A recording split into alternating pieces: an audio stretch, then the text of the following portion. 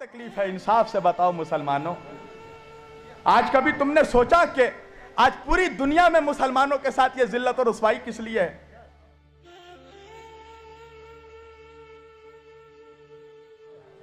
सबसे बड़ा खुदा हमारा, सबसे बड़ा नबी हमारा, सबसे बड़ा रसूल हमारा, सबसे बड़ी किताब हमारी, मगर उसके बावजूद आज पूरी दुनिया में मुसलमान जलील हो रहा है। आज दाढ़ी वालों को देखकर लोग टेररिस्ट कह रहे हैं। आज मुसलमानों के चेहरों पर दूसरी कौमें थूक रही हैं। कभी सोचा इसकी वजह क्या है? इसकी वजह यह है कि मुसलमान हर दौर में अहले बैत का गद्दार रहा है। मैं खुद मुसलमान हूं, मगर बोलूंगा वही जो हक है। मैं तुम्हें इंप्रेस करने थोड़ी आया हूं, मैं अल्लाह की रजा की खातिर आया हूं। मुझे मजमे से क्या मतलब है? मैं तो वो बोलूंगा जो मेरा, जिससे मेरा खुदा राजी हो, जिससे रसूल राजी हो। कभी तुमने सोचा कि करबला के मैदान में इमाम हुसैन को कत्ल करने कौन आया था? करबला के मैदान में इमाम हुसैन को जो लोग कत्ल करने आए थे, वो क्या आरएसएस के वर्कर थे? बजरंग दल के सिपाही थे? हाथों में त्रिशूल लेकर आए थे? माथे पे टीका लगाकर आए थे? भगवा चोला पहनकर आए थे? कहा नहीं, हुसैन को कत्ल करने वाला कोई हिंदू नहीं था, कोई बजरंग दल नहीं था, कोई आरएसएस नहीं था। हुसैन को जितने लोग कत्ल करने आए, उनमें से कोई हाफिज था, कोई कारी था, कोई मुफ्ती था, कोई मौलवी था। अब कलमा पढ़ पढ़ कर, कलमा पढ़ पढ़ कर अपने नबी के नवासे को कत्ल किया। अल्लामा इकबाल ने कहा कि क्या तमाशा हुआ इस्लाम की तकदीर के साथ, क्या तमाशा हुआ इस्लाम की तकदीर के साथ, कत्ल शब्बीर हुए नारे तकबीर के साथ। हुसैन का ज़बा करने वाला हर हर महादेव का नारा नहीं लगा रहा था, अल्लाह अकबर का नारा लगा रहा था। एक हिंदू शायर है जिसका नाम है माथुर लखनवी, याद रखना।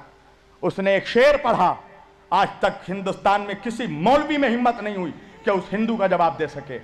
वो हिंदू हो के कहता है माथुर लखनवी कि खुदा का शुक्र है हम हिंदुओं में। देखो एक हिंदू क्या कहता है, कहता है खुदा का शुक्र है हम हिंदुओं में कोई शब्बीर का कातिल नहीं है। वो कहता है देखो हम काफिर हैं, बुत परस्त हैं, सारी खराबियां हम में हैं, मगर हमने नबी के नवासे को कत्ल नहीं किया। ऐ मुसलमानों, तुम हाफिज हो, तुम कारी हो, तुम मौलवी हो, तुम मुफ्ती हो, मगर तुमने कलमा पढ़ पढ़ कर अपने नबी के नवासे को कत्ल किया। बताओ, है कोई जवाब? है कोई जवाब? आज देखो 1400 साल हो गया, कितना बड़ा जुल्म है। कल भी अहले बैत पे जुल्म हुआ, आज भी अहले बैत पे। देखो तुम अहले बैत का जब जुलूस जलसा करो, अहले बैत का जिक्र करो, ताजिया उठाओ, अलम उठाओ, देखो कोई हिंदू ऑब्जेक्शन नहीं करेगा, कोई सिख ऑब्जेक्शन नहीं करेगा। ऑब्जेक्शन कौन करेगा? मुसलमान करेगा, कलमा पढ़ने वाला करेगा। हम नहीं जुलूस उठने देंगे, नहीं अलम उठने देंगे। तो ये आले मोहम्मद से तुम्हारी जो ये दुश्मनी है, अल्लाह ने तुम्हें जलील कर दिया पूरी दुनिया में, और इसी तरह जलील होते रहोगे, हर जगह मार खाओगे तुम। हिंदुस्तान में जिस तरह कुत्तों बिल्लियों की तरह तुम्हें लोग मार रहे हैं, तुम्हारी औकात इतनी है मुसलमानों के, तुम्हारी जान एक जानवर से भी सस्ती हो चुकी है हिंदुस्तान में। एक जानवर की वजह से मुसलमानों को एक भीड़ मार के निकल जाता है, कोई इंसाफ करने वाला नहीं है। बताओ मुझे, जब मारा गया जानवर के नाम पे मुसलमानों को, तो मारने से पहले मारने वाले ने पूछा था तुम शिया हो, सुन्नी हो, वहाबी हो, बरेलवी हो, देवबंदी हो? मारने वाला नहीं सोचता कि वहाबी है, बरेलवी है, मुफ्ती है, क्या है, कुछ नहीं सोचता। वो तो ये देखता है कि मुसलमान है। तुम्हारी हैसियत एक जानवर के जान से भी कम हो चुकी है। कभी सोचा बैठकर इंसाफ से, कभी सोचना कि रीजन क्या है, वजह क्या है? वजह है अहले बैत की गद्दारी, वजह है नबी की आले पाक की गद्दारी। तुम्हें अहले बैत के जिक्र से तुम्हारे सीनों में पॉइजन दौड़ जाता है? अहले बैत का जिक्र होने से, हुसैन का जिक्र होने से तुम्हें तकलीफ होती है? कभी सोचा कि हुसैन कौन है? हुसैन वो है कि जिसके लिए नबी ने फरमाया अल हुसैन मिन्नी व अना मिनल हुसैन, हुसैन मुझसे है, मैं हुसैन से हूं। अल्लाहु अकबर। जन्नत जाना चाहते हो? 70 हूरों से शादी करना है? है? अबे सोचा भी है कमीने कि जन्नत का सरदार तेरा बाप नहीं है, हसनैन करीमैन है? नबी ने फरमाया अल हसन वल हुसैन सैयदा शबाबिल अहली जन्ना, मेरे दोनों नवासे हसन और हुसैन जन्नत के जवानों के सरदार। रसूलुल्लाह सिर्फ इमाम हुसैन को प्यार नहीं करते थे, चूमते नहीं थे, इमाम हुसैन के जिस्म को सूंघते थे। साहिब सिर्र शहादतैन ने लिखा कि साहबा कराम ने पूछा या रसूलुल्लाह, ये आप बोसा लेते हैं, चूमते हैं, समझ में आता है, सूंघते किस लिए हैं? रसूलुल्लाह ने फरमाया क्या तुम्हें नहीं मालूम मेरे साहबा, अल हसन वल हुसैन सैयदा शबाबिल अहली जन्ना, मेरे दोनों नवासे जन्नत के सरदार हैं, मैं इनके जिस्मों को नहीं सूंघता, मैं जन्नत की खुशबू सूंघता हूं। बस मैं अपनी तकरीर समेट रहा हूं। इंसाफ से बताओ मुसलमानों, तुम्हारे नबी ने तुमसे कभी कुछ मांगा? नबी ने सिर्फ दिया है उम्मत को, नमाज दिया, रोजा दिया, हज दिया, ज़कात दिया, इबादत दिया। तुम 360 खुदाओं की परस्तिश करते थे, तुम्हें एक खुदा की मारिफत अता की।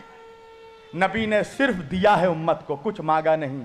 एक चीज मांगी है मेरे नबी ने, अल्लाह अकबर, वो भी नहीं दे सकते अपने नबी को। एक चीज मांगी है, कुरान की आयत है सूरह शुअरा की। नबी ने फरमाया कुल ला अस्अलुकुम अलैहि अजरन इल्लल मवद्दता फिल कुर्बा, देखो मुझे मेरे अहले बैत की मोहब्बत दे दो, मेरी आल की मोहब्बत दे दो। अगर तुम मुझे कुछ अजर देना चाहते हो, उजरत देना चाहते हो, तो मेरे घर वालों से मोहब्बत करो। यही मोहब्बत का सिला है कि नबी को अभी 50 साल नहीं हुए, गुजरे हुए। 11 हिजरी में नबी पर्दा फरमाए हैं और 61 हिजरी में करबला हुई है। कभी तुमने सोचा कि 50 सालों में मुसलमान इतना गद्दार हो गया?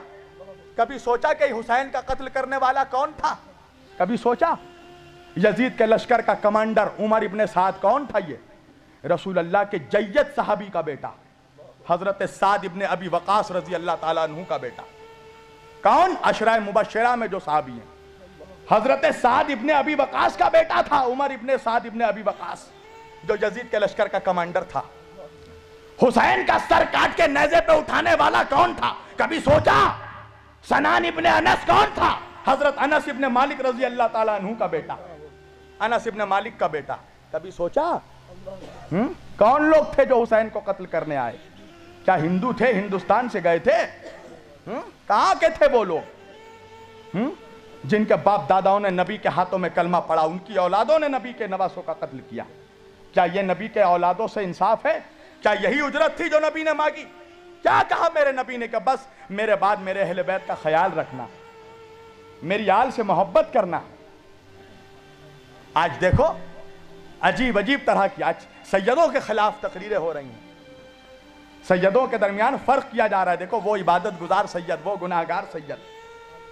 अल्लाह अकबर। समझो कि आले रसूल की अजमत क्या। बस मैं आखिरी बात और तकरीर समेट रहा हूं। समरकंद का वाक़या है, समरकंद का।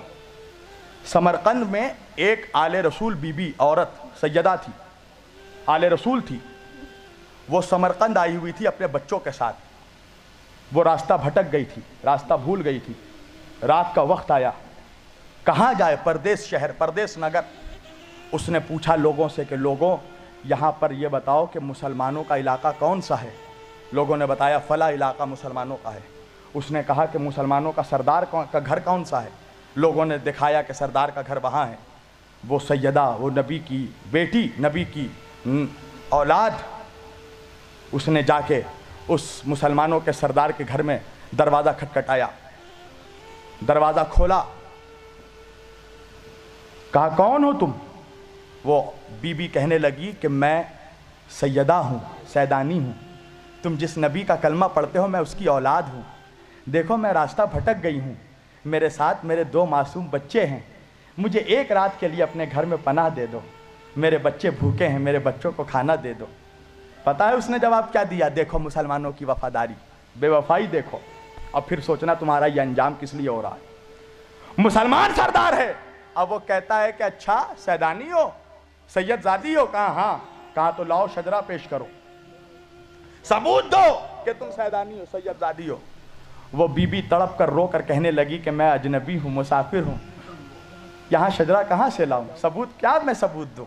मैं अल्लाह और रसूल की कसम खाकर कह रही हूँ, तू जिस नबी का कलमा पढ़ता मैं उसकी बेटी हूँ, उसकी औलाद हूँ।